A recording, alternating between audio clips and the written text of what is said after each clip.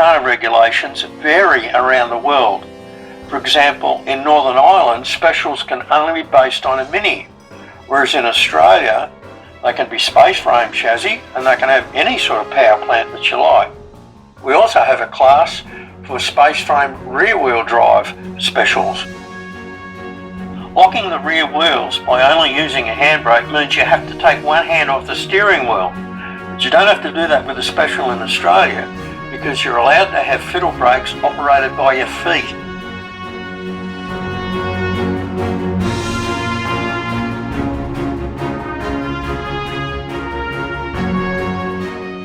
In building a space frame chassis, we first design and make the driver's tub because everything else hangs off it.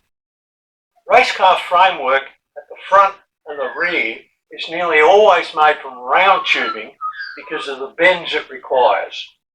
However, square tubing is mainly used for the central driver's compartment, which better mates up with flat flooring. My roll bar is required to be 30mm round tubing, so I'll be using 30mm square tubing as the base for this fabrication.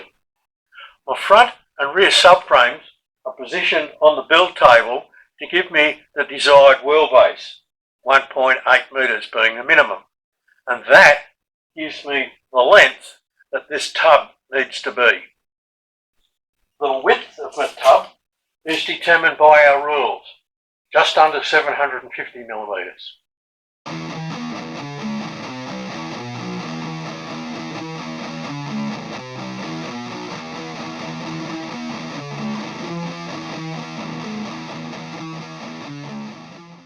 With the central tub chassis in place, I've been looking at the rear suspension, where these pivot points are for the lower control arms.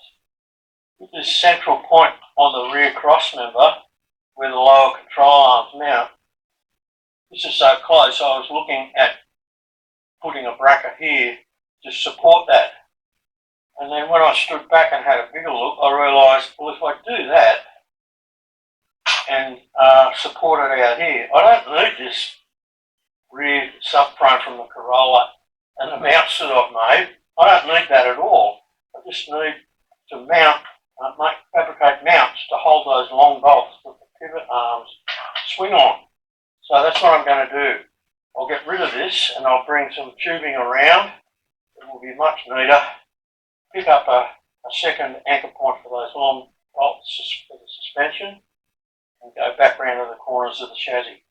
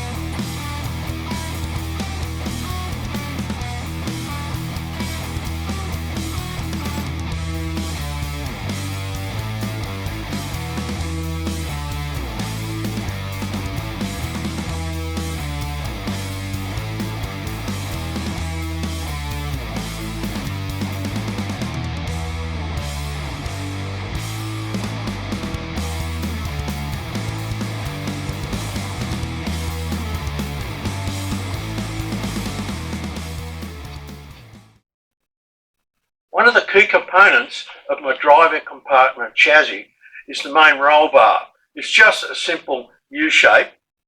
I've got a pipe bender myself, which I'll use for bending up the tubes for the rest of the chassis, but I don't trust it to do the critical hoop that I need at the top of this bar. So I'm going to take my steel to a mate of mine who's about an hour away, who owns an exhaust shop, and he's got the bending machine of all tube bending machines. How's that for the perfect bend? Thanks, Danny. Now I can get on and designed this rear section of the cockpit. I got Danny to bend this main hoop so that the width at the bottom is pretty close to the width of the chassis, and I can adjust it so that I can weld it straight onto the main 30mm rails.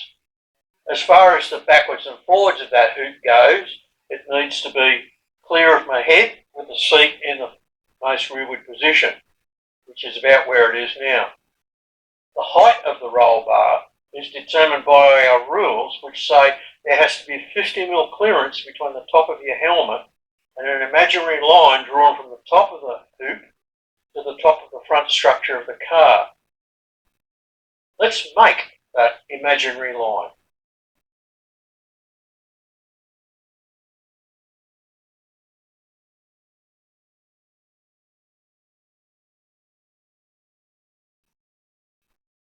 Is that right? To be able to design the steel framing at the front of my driver's tub, which will hold my firewall and my brake pedal, I need to mock up where the steering wheel is going to go. When positioning the steering wheel, I need to make sure I've got clearance from my knees. The top of the steering wheel is not higher than the engine, making an obstruction from viewing out the front. And the shaft, the steering shaft, needs to be angled down so it's in line with where the rack and pinion will be. So you don't want the steering shaft horizontal, you want it at an angle like that. And this is pretty close. It seems to fit all the parameters where I've got it now. So this gives me the height here for the bar that will hold the steering wheel, and the firewall will be here about 200mm in front of it. When building a race car chassis, it's obviously very important to get everything square and unequal angles equal. That's why the grid marked out on the build table is a great help. And one of the most important and basic tools in a build like this is, of course, the set square to get everything at 90 degrees. I also have an adjustable square as well. With the roll bar, I've got to make sure that both sides are the same angle. I don't want to sort of have it twisted off to one side. And the easy way to get this right is this tool here, which you can buy online. It's just a magnetic angle meter. You merely stick it on the roll bar and it tells you that's at 80 degrees to vertical. When I put it on the other one, it's at 80 degrees vertical. So I know that I've got that roll bar in the exact right position. They're a great tool.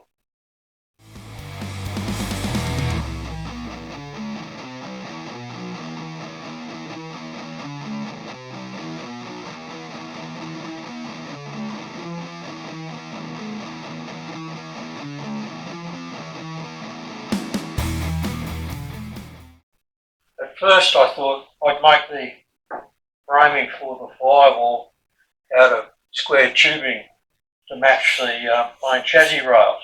But I realised if I did that I have a square angle here, and I want the bodywork to come across what you might call the bonnet, and I want it to curve down. So I've gone away from that,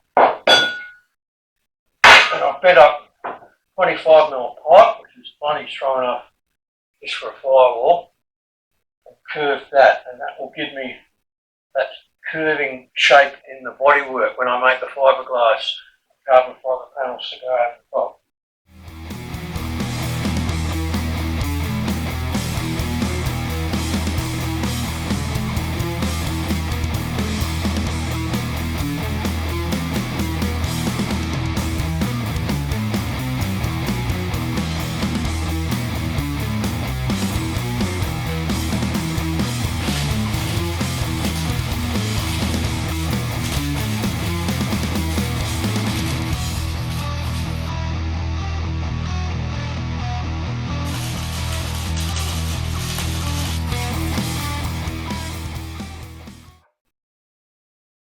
The framing for each side of my cockpit will consist of 3 pieces of tubing. 25mm round going back, 25mm square in the middle as an upright post, and 25mm square as a diagonal, bracing one of the high stress points on the firewall tubing. I won't make this bar straight. I'm going to bend it so that it matches the line of the seat and goes up to the roll bar, providing diagonal strength. And I think I'll tack on the upright first. That'll give me something to rest this on and help me position it while I'm welding it.